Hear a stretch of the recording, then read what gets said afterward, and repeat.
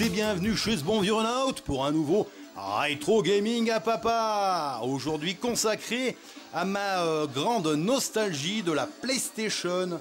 Voilà une console CD-ROM qui était sortie en septembre 95 chez nous. Donc bon, moi je me l'étais offert avec mes premières payes, avec le frangin. Donc voilà, on attendait tous avec impatience cette console exclusivement réservée voilà, programmation 3D. Donc on avait délaissé un petit peu nos 16 bits, Mega Drive et Super Nintendo. On attendait cette machine avec une grande impatience.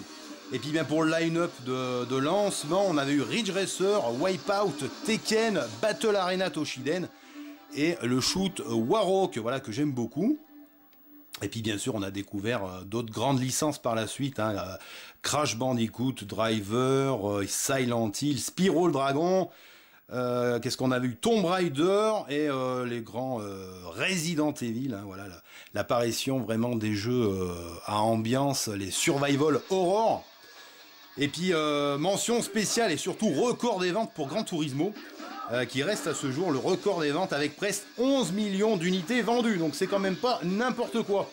Et puis on va parler un petit peu rapidement de technologie, puisque par la suite on avait eu droit aux manettes, voilà, aux manettes DualShock, hein, avec les sticks analogiques, voilà, dont la forme deviendra le standard pour les manettes console Sony. Voilà. Mais bon, faut savoir aussi que pour la petite histoire, si vous le savez peut-être, eh bien les manettes auraient dû être quelque chose comme ça. Bon, avec un poil peut-être plus moderne, avec des sticks analogiques. Alors pourquoi, me direz-vous?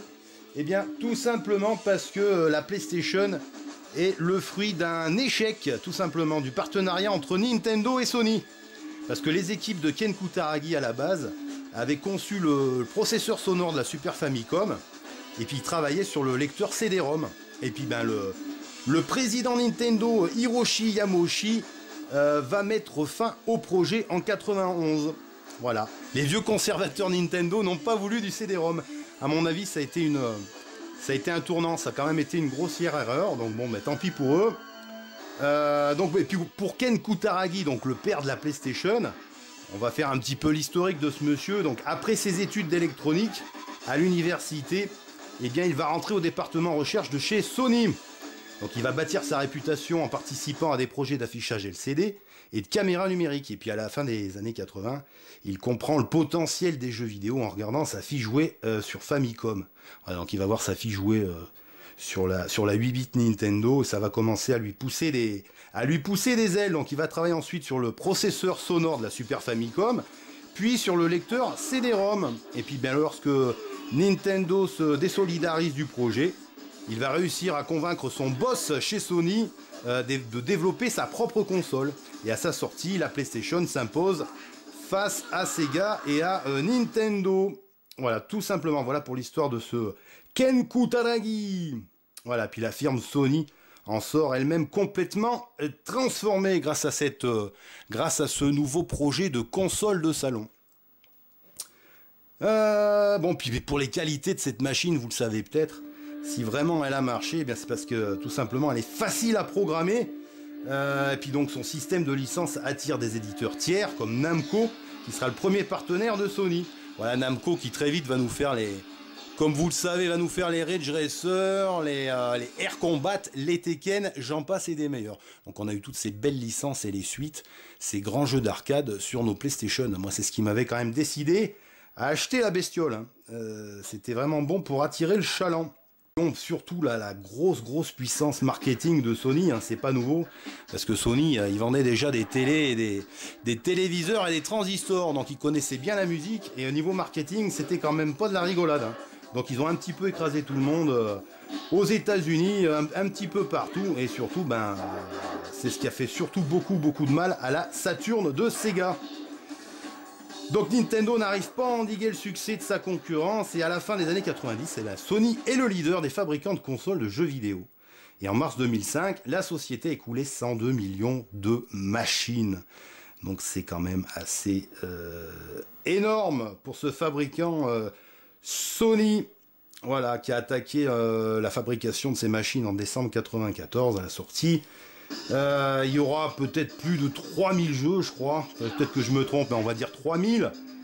Et 102 millions d'unités vendues et un arrêt de production en 2006. Donc voilà, quand même un record de longévité pour cette console de Sony. Donc voilà un petit peu pour l'historique, le contexte. En 95, quand j'avais acheté et découvert cette machine avec Ridge Racer et Battle Arena Toshiden de Takara, qui étaient mes deux jeux de chevet à la sortie de la console. Voilà, puis bon, comme vous voyez, je vous ai fait une petite mise en scène autour de la télé.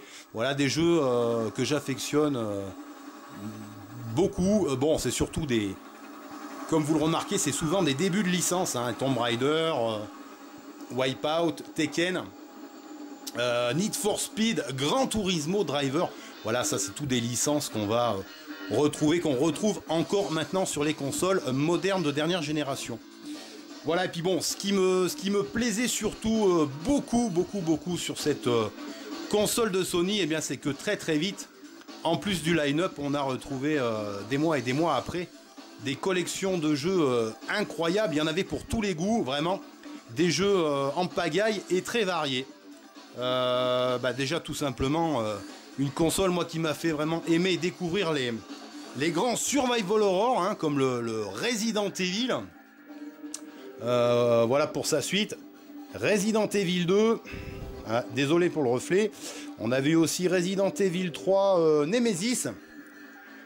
Qu'est-ce qu'on avait encore? La série chez Capcom toujours. Des Dino Crisis. Dino Crisis 1 et 2. Voilà. La série des Silent Hill. Voilà. Excellent aussi.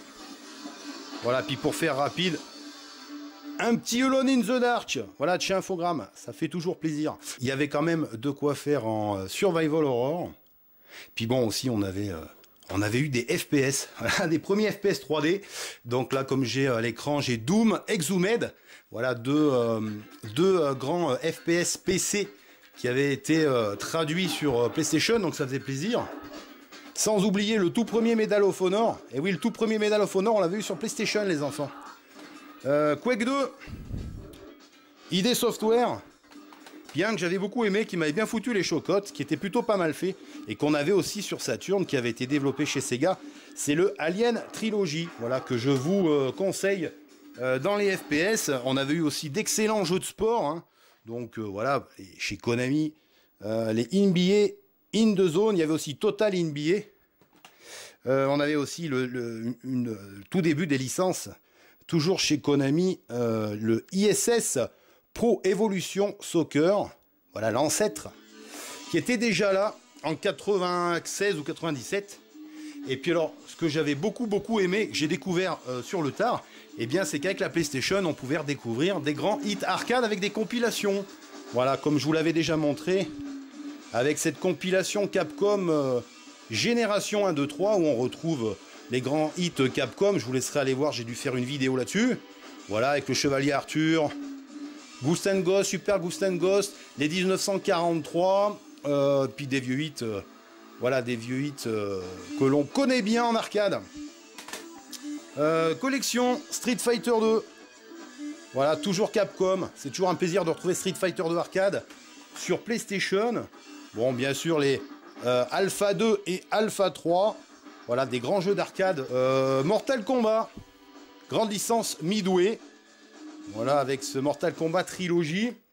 Metal Slug, étonnamment, oui, on avait eu des Metal Slug. Alors, ils étaient meilleurs sur Saturn, avec la cartouche d'extension, puisque la Saturn était plus fait pour la 2D à la base. Mais on avait eu un Metal Slug donc au Japon, le 1, et le X, on l'avait eu en PAL. Voilà. Donc, c'est moins rapide. C'est beaucoup plus pixelisé, mais enfin, ça reste quand même fidèle. Ça fait plaisir d'avoir ce grand SNK sur PlayStation. Et puis le grand Time Crisis. Voilà, encore un Namco.